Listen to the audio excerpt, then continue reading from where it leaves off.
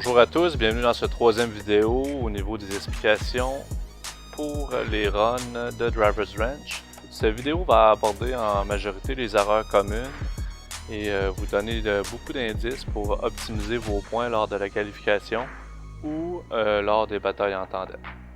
Première chose, j'aimerais faire un petit retour sur la dernière vidéo. Il y a un point que j'ai oublié d'aborder, c'est le point du départ et du moment du départ. Comme vous avez vu ici, la personne a fait un départ normal, il a accroché aucun cône. Lorsque le pilote fait un départ et accroche un cône, vous allez avoir 3 essais total pour faire un redépart. Le directeur de course va vous aviser qu'il va falloir que vous fassiez un redépart. Vous allez retourner sur la ligne de départ, vous allez repartir. Si vous accrochez le cône durant vos 3 essais, vous allez avoir un 0 automatique sur votre run, que ce soit en qualification ou en bataille tandem. Alors c'est vraiment important, faites attention aux cônes de ne pas les accrocher. Je vais commencer par faire une explication du inner clip, qui est le clipping point. Vous allez voir ici le véhicule. Il y a 3 lignes en face du inner clip. Ces lignes vaut des points.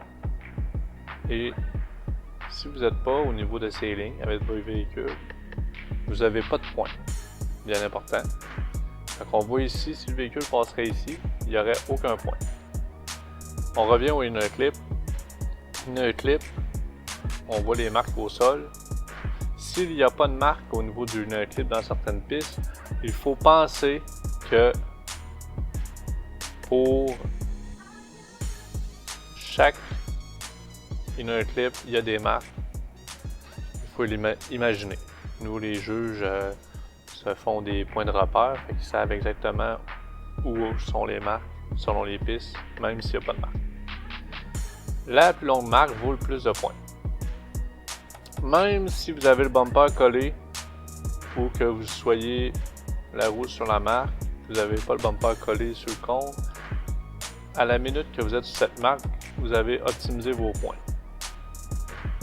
Plus que vous êtes loin, moins vous avez de points. Si vous ne touchez pas aux lignes, vous n'avez aucun point. Bien important. Souvent, on a la question au niveau des inner clips. Que se passe-t-il si mon bumper passe à travers le clip? Parce que souvent, les clips dans les pistes à Assetto Corsa, ils ne bougent pas à cause qu'ils sont physiquement fixes, mais sont transparents. Ici, comme vous voyez, le véhicule a le bumper qui touche au clip. Nous, notre point de référence dans Assetto Corsa, c'est le hub de la roue qui est la plus près du clip. Vous pouvez voir ici, vous allez voir une ligne apparaître, que tout cet espace-là fait en sorte qu'il n'y aura pas de déduction de points, à proprement dit. Et ce ne sera pas un 0. Mais, si nous prenons l'exemple ici, que le véhicule est comme ça, notre point de référence, qui est le hub, est ici, comme vous voyez. Ce qui fait en sorte que il va avoir une déduction plus que majeure, ça équivaut à un 0. Ça veut dire qu'il ne faut pas trop le toucher. Comme j'ai dit ultérieurement, notre point de référence, c'est la marque ici. Ça sert à rien de manger le clip au complet, comme on voit souvent. Vous êtes mieux d'arriver et passer près, mais avoir les roues toujours en piste, que passer dessus et même être dans la section, comme vous voyez, de la longue marque est la section idéale.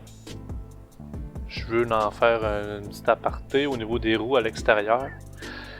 Sur la piste, il y a des zones qui sont souvent tracées au sol et nous voulons que les pilotes restent à l'intérieur de cette zone qui est la piste à proprement dit. Ici, nous avons un exemple. Si on oublie qu'il y a un clip, nous avons un exemple d'une roue à l'extérieur lors de la drift. Pour une roue à l'extérieur, une seule roue sera une déduction mineure et dépendra de la durée de la roue. Exemple, la personne est dans une zone qui n'a aucun clip et tient une roue à l'extérieur longtemps. Ça va lui donner une déduction qui va être majeure, étant donné qu'il a passé un long moment avec la roue à l'extérieur, versus que s'il aurait simplement sorti durant quelques secondes sa roue, qui va avoir une déduction mineure. Lorsque les deux roues sont rendues à l'extérieur, comme ici elle est encore à l'intérieur, mais imaginons qu'elle soit rendue, elle est borderline à l'extérieur, il y aurait une déduction majeure pour la section de la piste avec les roues arrière ou les roues avant qui sont sorties de la piste. Quand vous faites des chases et que la piste a un clip et le lead est très collé sur le clip,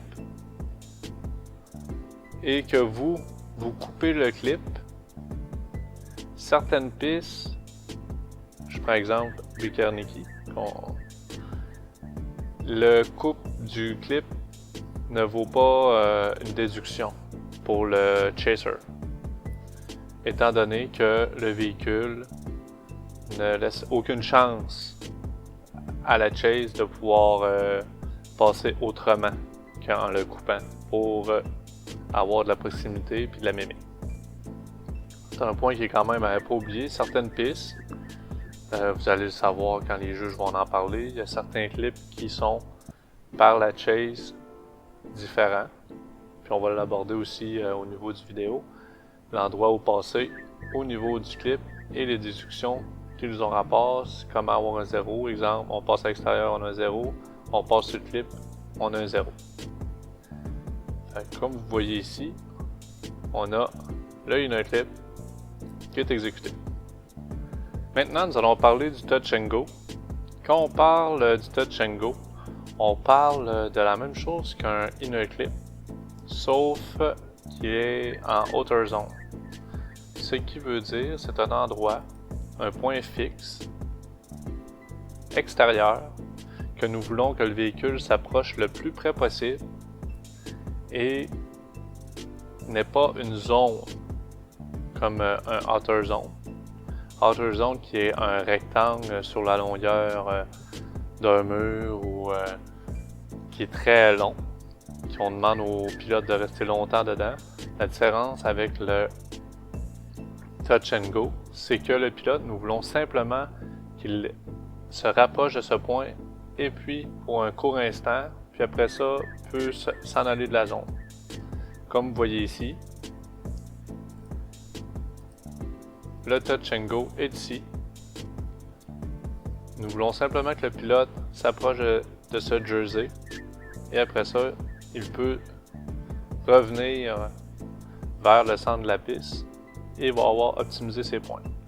Encore une fois, comme le inner clip, plus le pilote est près de la ligne extérieure, plus il aura de points. Nous allons maintenant aborder le point des outer zones. Le véhicule se tient toujours dans une zone qu'on va imaginer ici, la ligne arrière de son véhicule, et puis va rester le plus longtemps possible dans la zone. Si le véhicule n'était pas dans cette zone, il n'aurait pas de points. Chaque zone est divisée en pointages et, exemple, pour une longue outer zone, comme nous voyons ici, la zone demande que le pilote reste toujours à l'intérieur pour avoir le maximum de points. Au niveau de l'angle, on voit très bien ici les deux véhicules ont pratiquement la même angle. Ça ici, on a le maximum de points au niveau de l'angle quand on fait une chase, et puis nous sommes au niveau de la même angle, ce qu'on appelle nous la mimique. Le véhicule arrière a la même angle, la même vitesse que le véhicule avant. La mimique, c'est une grosse partie des points au niveau de la chase en tandem qu'il ne faut pas oublier. Je reviens aussi au niveau de l'angle. Ici, vous voyez, le véhicule arrière est rendu en pointe de tarte. Quand on dit drifter en pointe de tarte, c'est ça. Ça ici, ça va écouter des points au véhicule en arrière, étant donné que il n'a plus la même mimique que le véhicule en avant. On a souvent la question, préférez-vous la mimique, préférez-vous la proximité? On préfère la mimique avec la proximité. Mais dans le cas qu'on a une chase avec la proximité en pointe de tarte versus une chase avec de la mimique, mais avec une distance un petit peu plus élevée, nous préférons avoir la mimique. Il ne faut pas oublier que le chaser doit avoir soit plus d'angle ou la même angle que le lead pour avoir le maximum de points. Je fais juste un petit rappel comme ça. Alors, nous préférons avoir de la mimique et voir du momentum de la lead que voir des sacrifices d'angle pour la vitesse.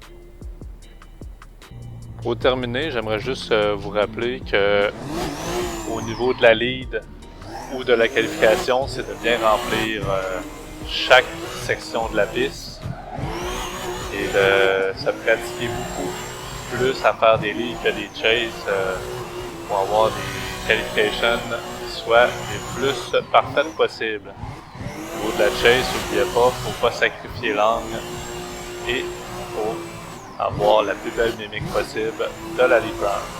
Merci.